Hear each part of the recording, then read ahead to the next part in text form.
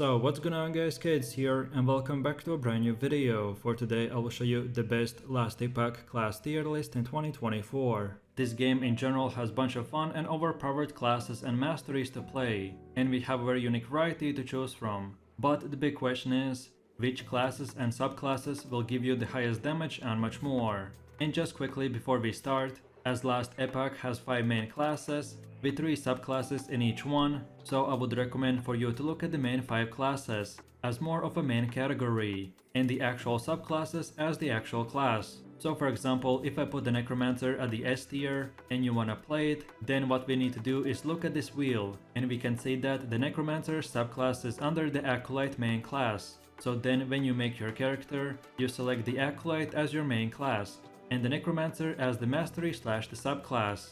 I really hope that this is clear now. So without any further ado, let's get right into it.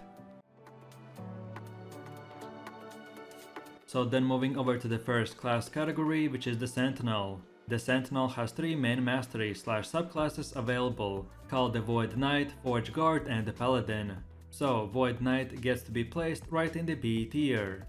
The first Void Knight mastery specializes in void damage, and it happens to be the only mastery with a void support.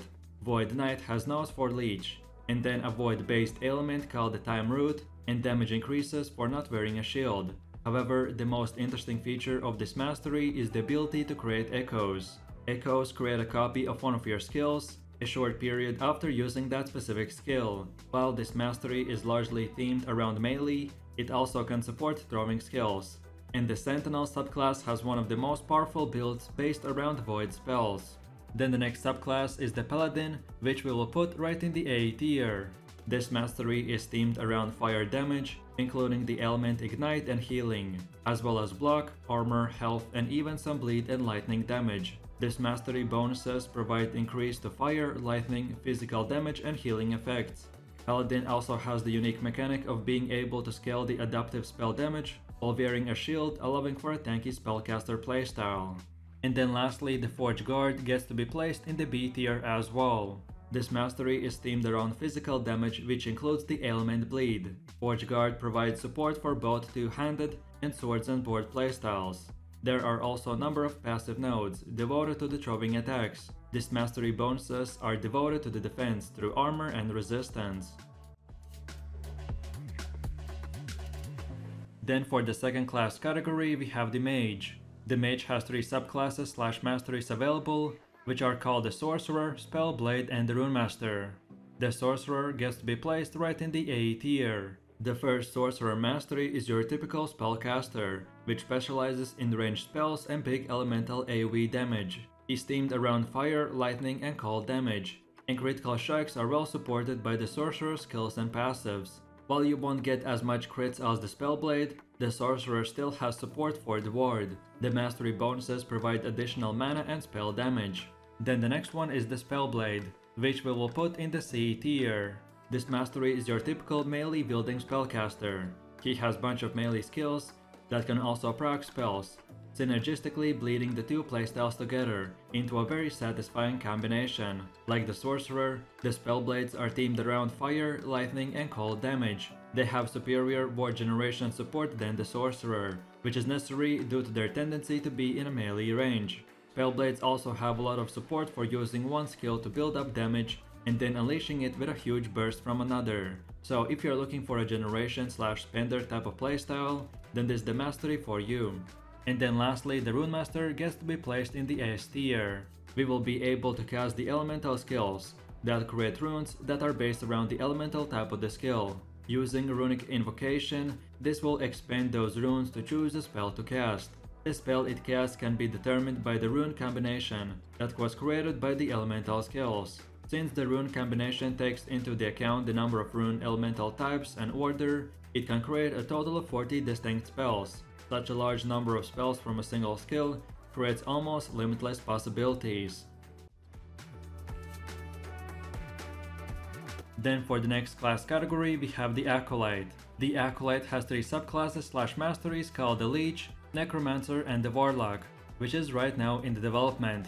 So Lich gets to be placed right in the S tier. The Lich is the master of dark arts, which is able to cast physical spells, through blood magic, as well as having a firm grasp of the necrotic and poison damage. While her skills are often cast at range, she's also more capable when it comes to the melee combat.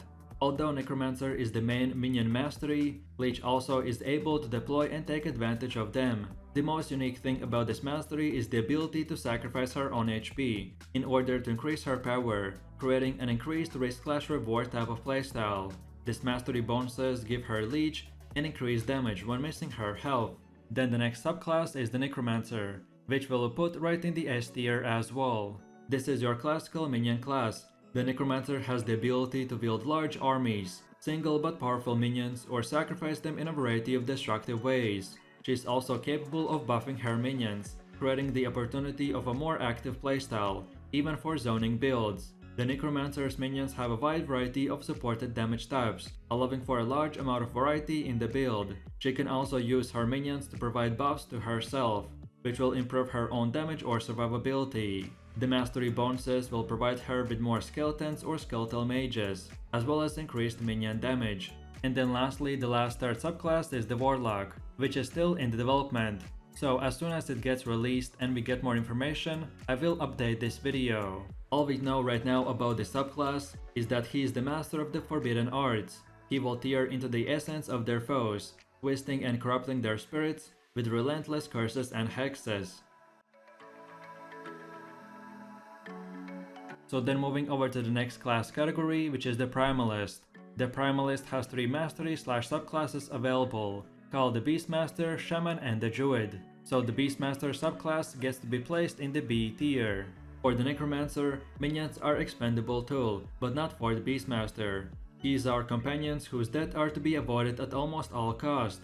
These companions have their own active skills that can be used by the player whenever they're off cooldown. If a companion falls into combat, they can be revived, and any Primalist can use companions, but the Beastmaster excels at them, gaining access to more support and the ability to have more companions. He also has strong support for the melee and physical and poison damage types. The Beastmaster's most unique mechanic comes from the aspects, which are special buffs that he can apply to himself and his companions through certain actions. Then the next subclass is the Shaman, which we'll put in the C tier. This mastery is your primarily totem user, but he also excels at spellcasting. His damage type support is largely around cold and lightning, but he also has some physical skills. He can use totems for direct damage or provide buffs to spells, melee skills, or even companions. His mastery bonuses reduce totem mana cost, provide attunement, and buff the Shaman's elemental resistance while he's controlling the totem. And then lastly, the third subclass is the Druid, which I will place right in the S tier. The Druid's most notable feature is the ability to transform into a Werebear form, Spriggan form, or Swarmblade form. Werebear and Swarmblades are mastery exclusive, making this class a must for anyone who wants to experience all of the transformation playstyles. He also has the ability to switch between multiple forms, which will gain him buffs from doing so. Damage type support is physical, poison, cold, and lightning. This mastery bonuses give him increased health and mana, and damage reduction when leaving a transformed state. And now last but not the least, we have the last 5th class category called the Rogue. The Rogue has 3 mastery/subclasses available, called the Bladedancer, Marksman, and the Falconer, which is still in the development. So the Bladedancer subclass gets to be placed in the A tier. The Bladedancer fits the ninja/assassin type of playstyle, with skills like the shuriken and smoke grenades. A unique feature of this mastery comes from the Shadow Daggers, which is an ailment that guarantees to crit when used. Bladedancer is primarily focused on physical and poison damage, but he also has some support for fire. Defensively, it has more support than the Marksman, for both dodge and glancing blow, which makes up for it for the large risk this playstyle tends to come up against. Then the next subclass is the Marksman, which we'll put in the A tier as well. This mastery has exclusive access to both bows and quivers, and much of their damage scales only with bow. Your main skills are the multi-shot and hail of arrows, but there are also some more unique options. This mastery has much better balance of supported damage types, because of the physical, poison, fire, lightning, and cold all being good build options. And then lastly, the last third subclass is the Falconer, which is still in the development. As soon as it gets released and updated, I will make a new video. But all we know right now about this mastery, that he is a master tactician who can use deceptive chaps and a fearsome bird of a prey, which can swoop across the battlefield to gain an advantage against his enemies. So then in my last summary, as I said guys, here's the overall tier list, and whichever class you decide to play, remember this wheel. So for simplicity's sake, let's say that I want to play the Druid. So I look again at this wheel, I find the Druid and I see that he's under the Primalist main class. So then I go in the game and pick the Primalist as the main class and the Druid as the mastery, aka the subclass, and that's about it. So I really do appreciate everyone for watching guys, and I hope you enjoyed it. If you have any suggestions, feedback, or maybe you have a different idea about a class or mastery in this video, then you're feel free to leave your comments in the comment section down below. And while you're doing that, please click like, subscribe, and enable that notification bell. With all of this said, you have an amazing day and I will see you in my next video. So take it easy, peace.